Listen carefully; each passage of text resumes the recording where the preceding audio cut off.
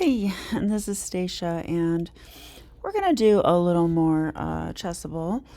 I'm reviewing some of my opening lines, critical lines mostly, before a tournament that I'll be playing next weekend, classical time control. So I want to know my stuff. Okay, so last time we did Evan's Gambit, I have one to review there, which I think I'll go ahead and do real quick. This was an alternative to my main line, just an idea I wanted to remember. Let's see if I actually remember. So first of all, I know that e5 is a blunder. So we want to actually make the center. We can allow this capture on e4. So this is an alternative to playing this way. So I think what we do first is bishop a3 to provoke d6. And then after that, what are we doing? I think maybe we put pressure on the knight.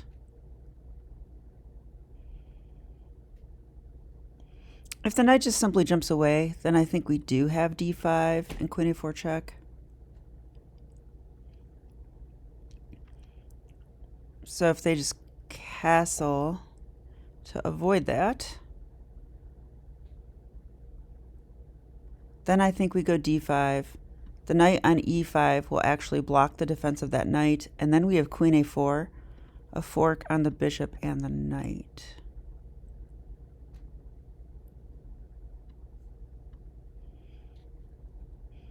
Okay, and I never care about getting them right in the timer. It's more important to get it to like do it correctly than to do it quickly. That's what I've learned. Because I'll see these lines over the board sometimes, and if I looked at it too fast, it doesn't help me too much. Yeah, I think bishop d3 now is what we said, right? Okay, that was right. Yeah, so now they castle, which this is why I put this line in here, because I was like, oh, they castle, we don't have our queen a4 thing, so why is this good? But it turns out we can play d5 now. And they're going to have to go knight b8, but there's also, yeah. I feel like there's other stuff too, though. Yeah, they have to go knight b8, because if they go here, it just blocks the knight. We just simply take it. But if they go here, we have queen a4. And that's a fork.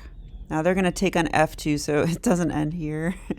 Yeah, they can take on f2, and then when we take bishop e6, pinning.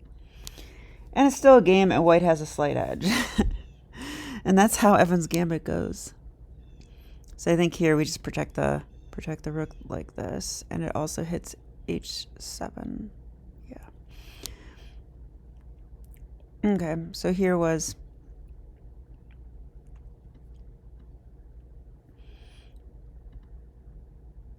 okay. So let's go back.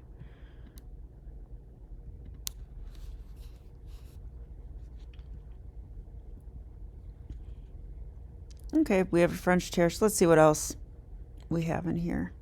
This is a nice little trap line. You guys might be interested in this one.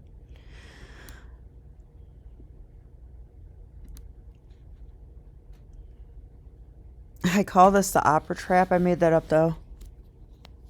But you'll see why. I just kind of discovered this. So this comes from this Italian four knights where you pawn fork them. And this is the best way for white to play. So sometimes I do see this actually. And then I play bishop d6 to protect the pawn on e5. But they can really hammer down on that because they're kind of threatening to take, and then win that pawn either with a knight or a pawn. So it seems like we shouldn't be able to pin them here because after bishop g5, they could take, and play there. And it seems like we shouldn't be able to take with a bishop because they'll trade queens, you know, and then capture because there won't be a pin anymore. But it goes deeper than that. And that's what I discovered. So we can play bishop g4. And so it seems like white's going to win material here. But we can play bishop takes e5 because watch this. Queen takes queen. Rook takes. And now if they grab that bishop, checkmate out of nowhere. And that's why I call it the opera mate, because it looks like the opera mate. Or opera trap.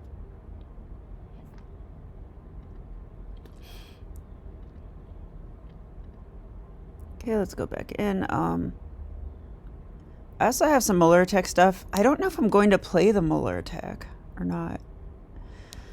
I've been messing around with it. My coach actually says don't play it in classical chess, so I think we'll skip the Muller attack stuff.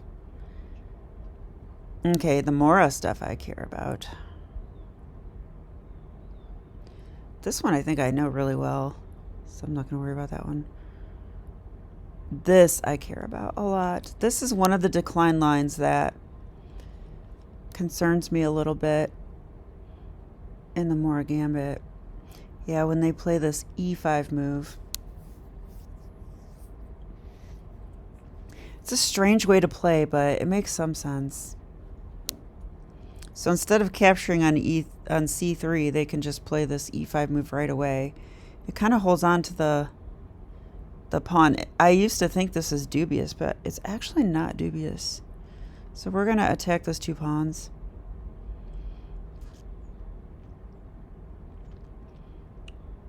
Yeah, and I made up this repertoire for myself, but bishop c4 is the way I want to play. Okay. Ooh, yeah, I remember this now. Because knight f6 attacks the pawn, and then it's like, what do we do? Like, I don't want to play that. I don't want to play queen e2. But we can play knight g5, and it goes into sort of a two knights type line. So let's see if I can remember. Knight g5. They probably have to go d5. We probably can take it. They could go knight a5 there. Then this would be a check. They could block with the bishop. Then possibly queen e2 there. And at some point I want to capture here. Yeah, and if I remember correctly, this actually goes into a line where black can sacrifice a piece. They have a piece sacrifice. And they have like almost full compensation for it. So I am concerned about that. Yeah, we're going to take that. But I couldn't like find a way to avoid it really.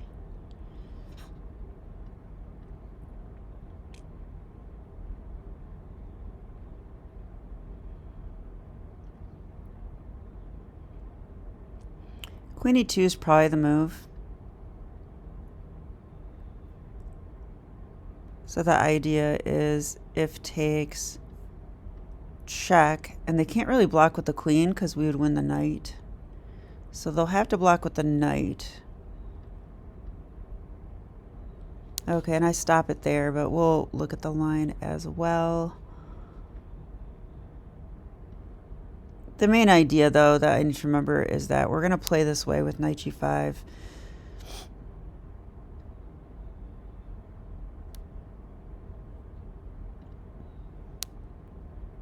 Should be easier to look at here. Yeah, so like, in case you guys don't know, that's how it goes. And then we looked at all this. Oh, if knight takes d5, we're going to play fried liver style. I didn't put any notes, but I would know that because I like playing fried liver style like this.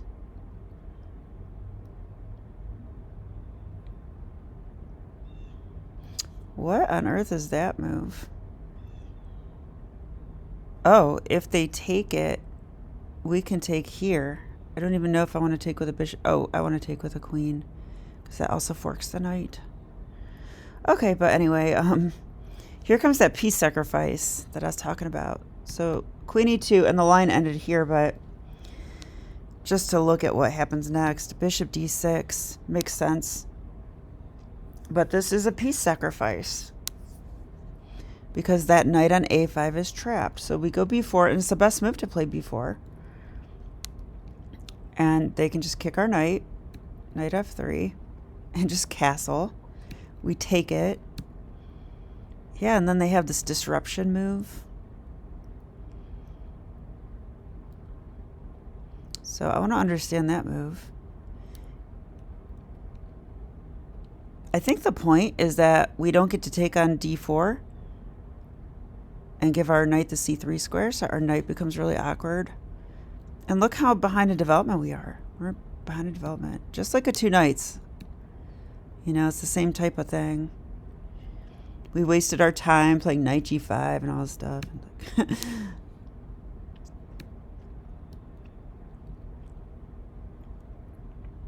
Attack the bishop.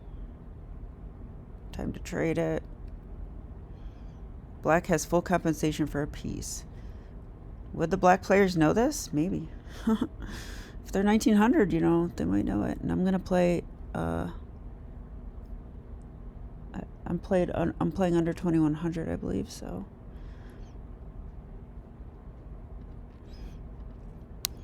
Alright, let's do another one, maybe. Larson's defense. With knight d5. Let's look at that one.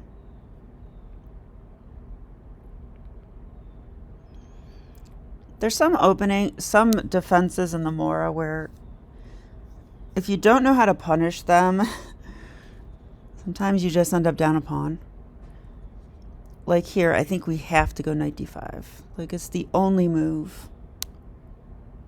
You know, and it's so tempting to just go queen e2 and rook d1, but then black will actually be fine there.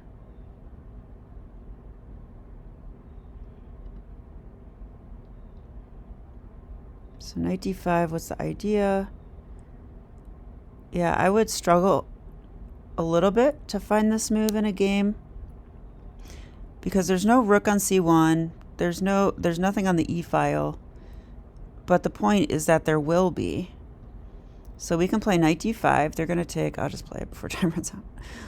Okay, we're going to take back. That's going to attack that knight. Now, if they go here, we have d6. That's pretty clear. So we get our material back right away. But knight a5 hitting our good bishop is the thing, but then we can throw in a check.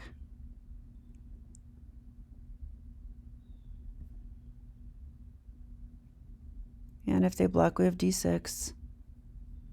Okay. And it's all about the e-file. And believe it or not, king d8 is like probably the best move. Okay, yeah, and this line gets very interesting. Now we play bishop g5 check, and it looks like we're helping them develop.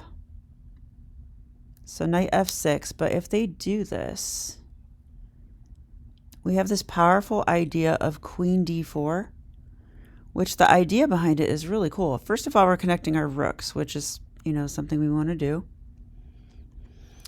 And secondly, we're making the threat of bishop takes, pawn takes, and queen check, you know, winning material. So they probably have to go bishop e7. But then we play Morphy style. And we just sack. It's like, because our development is so good now, right? Our development is so good. And they never had a chance to take the bishop. Isn't that crazy? Like, who would think it'd be this forcing? But now we take. I don't need that rook. I've got another one. And now, believe it or not, we have like this beautiful queen sacrifice. Because we can actually take the knight, and if they take with a pawn, we just have check here. Checkmate. What a beautiful line, right? So I don't like to memorize lines, but when lines are this critical and this beautiful, Why not memorize it? Even if I don't get this exact position, these ideas are good to know because then I can calculate during a game and see if they work. The more ideas, the better.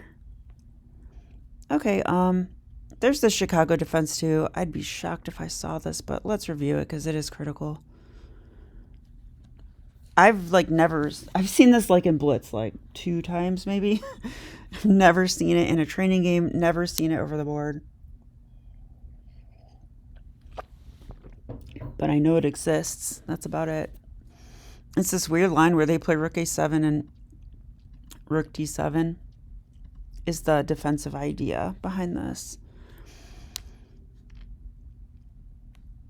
So, okay, I would want to play bishop b3 here.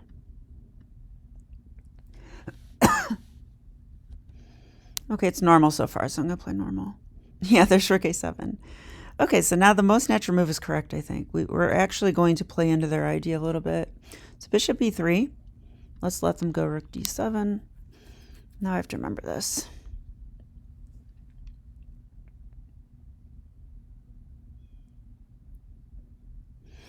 I think the idea is we want to play f4, f5, but there's a knight in the way, so I think we're going to go here. Just put some pressure here as well. Notice that it takes advantage of the rook, like, in the way of the bishop a little bit, you know? So the bishop comes that way.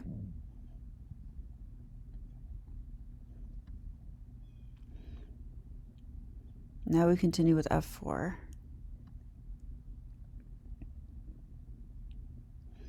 Okay, they're going to win that.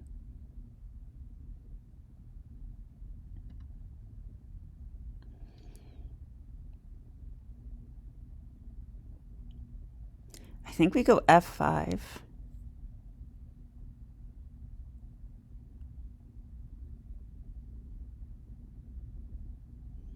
And we're just on this a lot of times. So they can push back. This looks good. You know, when you first look at this for black, it seems like, oh no, the knight's attacked, the pawn's attacked. Like, what is going on here? But, you know, that is not a developing move. So their king's still in the center, their bishop's still in the way. Like Magnus Carlsen said, if you're 2 moves away from castling, it's risky. And that's the case here. I think we just simply jump right in.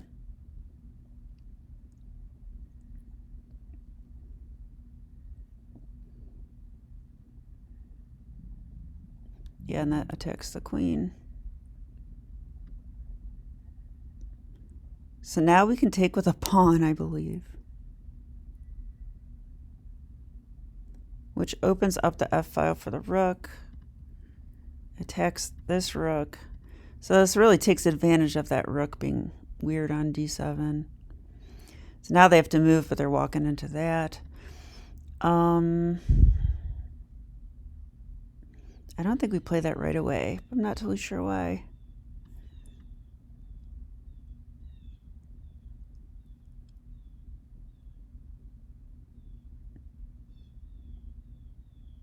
Yeah, I'm not totally sure why at all, but I think we go rook c1 first.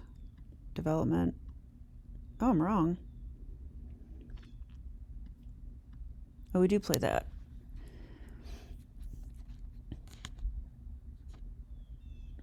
Okay. Now I think we go rook c1. Because that rook's not going anywhere. It's pinned.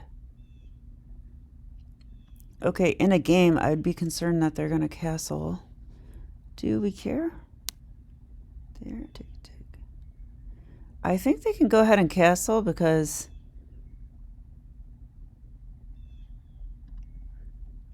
let's see if I was in a real game. Rook c1 and they castle. We can take. Knight d5 is a discovery on the queen. Also the bishop. Let's say they go back. We could take the bishop. Queen takes. I think there we have this move rook c7. And the idea is to get the queen out of the way of the pawn. And then since they castled, we actually can play e7 check. And then you can see rook f8's coming. Yeah, that's definitely looking good.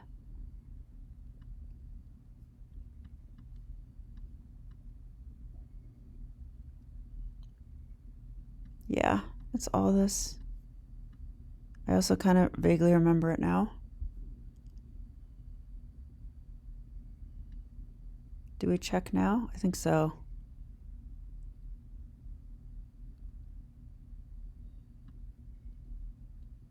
Yeah, they have to block. Now that looks tempting just to take, but we did sack material here, so I think we can actually play bishop takes or queen takes here. But Esserman said he likes bishop takes better. So bishop takes. If knight takes, that's checkmate. So we're going to have to take with a bishop, and then we can go queen takes, because if knight takes, it's checkmate.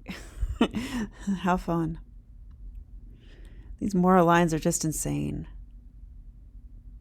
Yeah, and this is with check, too. So they can move their rook, realizing that if they take, it's checkmate. But now I just like, maybe just that.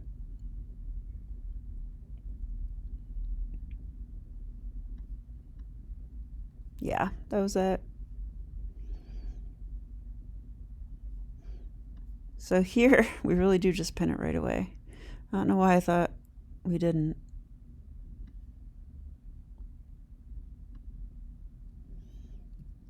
Okay, I don't have any notes on this one.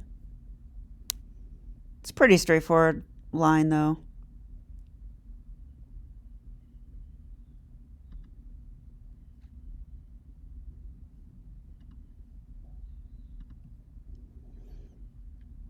So we got through some of our Mora stuff.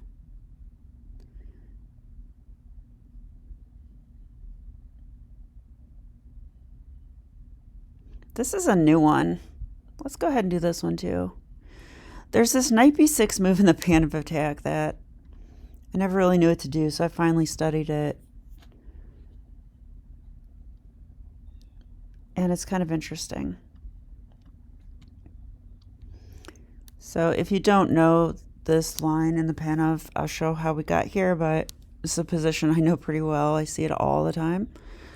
Yeah, and on knight b6, I'm always like, how do I play here? But there's a couple different ways you can play, but I really like being a little more forcing, so I like d5. And unfortunately, I got this line over the board like the week that I learned it. And then I messed it up and lost the game. So once again, tactics are more important. Tactics and calculation are more important than what I'm doing now. But it's early in the morning and I'm waking up, so I wasn't in the mood to calculate.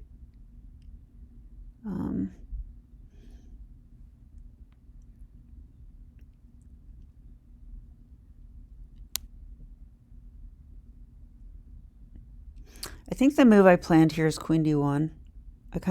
I like this move, queen d1, a lot of times because it looks passive, but it's actually not that passive.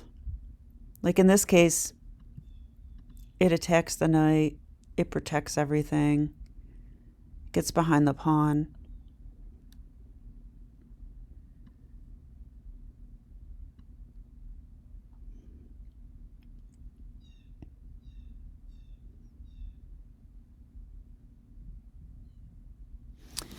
Okay, I think we're going to take... Well, we can take en passant. Oh my gosh. We can take en passant, or we can play check.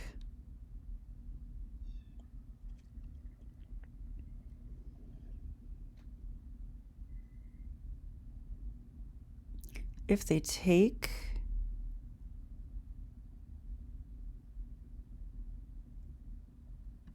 take.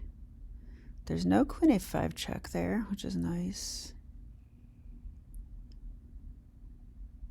I'm not sure I want the knight there. I guess I do. I know this is a move, but I don't think it's the move I planned. Nope, it wasn't that either, though. Was it this? Oh, it was this.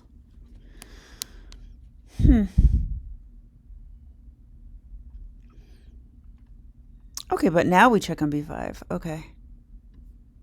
It looks a little better now, right? They have to go knight d7. Yeah, and just like when I saw this position in my studies, I was like, yeah, I'll play this. You know, looks good to me. Like, I wonder if we can just play like bishop e3 now.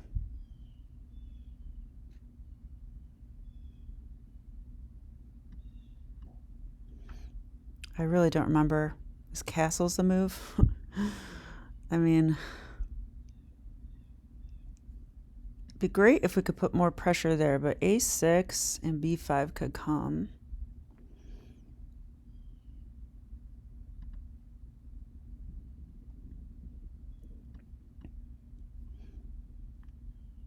I need a hint. But these are the lines I put in Chessable, the ones that aren't very straightforward. Because, like, I think we play queen e2 here, which I didn't even think about. But it does pin the knight. So now we got lots of pins going on. It's pandemonium.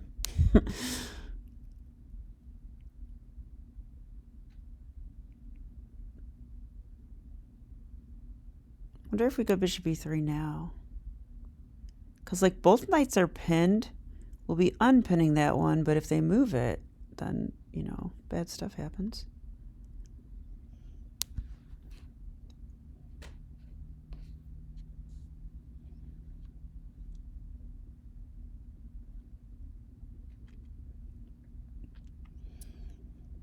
Oh, this is why I put this line in, I remember.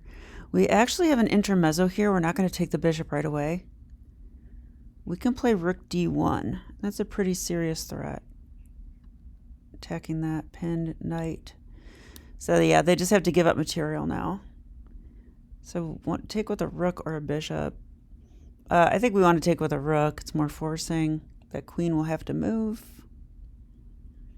I don't have anything for them to attack, really. Yeah, and then we take back the bishop, and that's it. Okay, so we are doing en passant.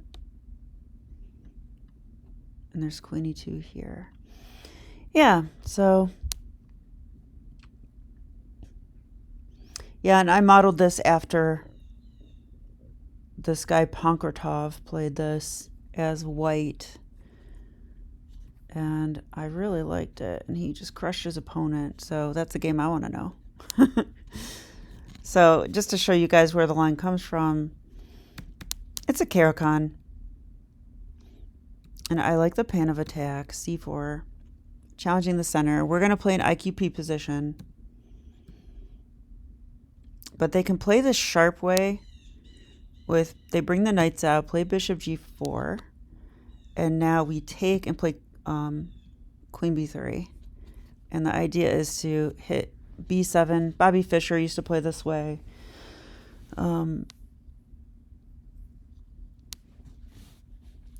There's a Bobby Fischer game in this line as well. But in that game, they don't play that knight b6 thing.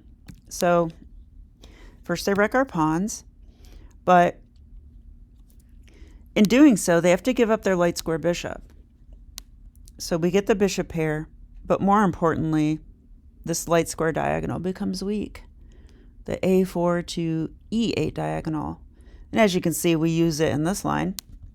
But in general, using that's a good idea because it's weak for them. So knight b6. So I said this is the second most common move. Normally they play e6. And if I was the Fischer-Uwe game, yeah. Max Uwe versus Fischer. That game I know pretty well. I guess I show it.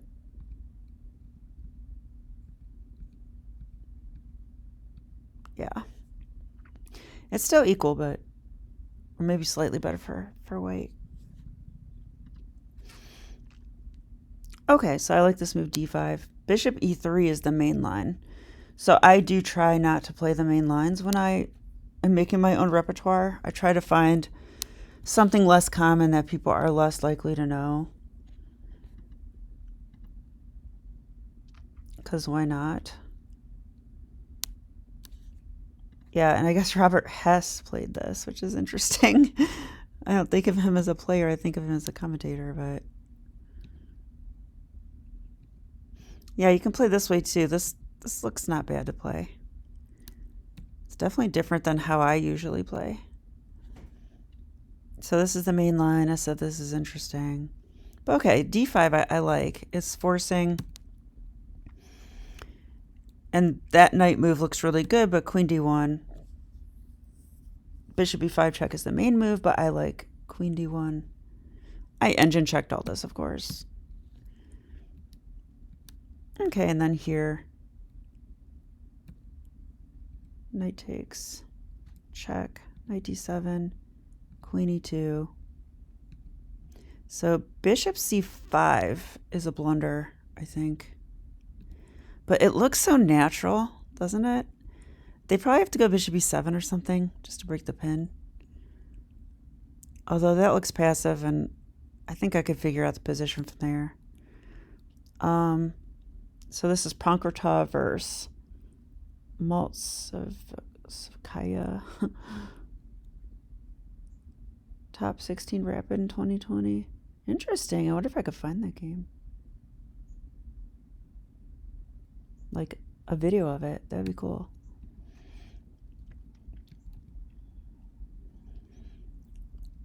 So yeah, bishop e3, both knights are pinned.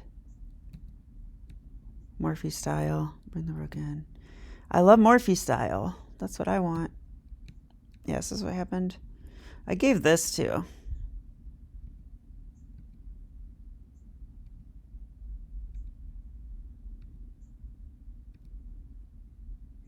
That also looks really good. And this one's material.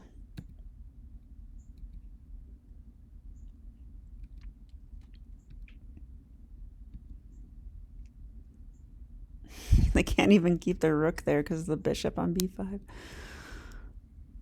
Ouch. Yeah, and then you can trade.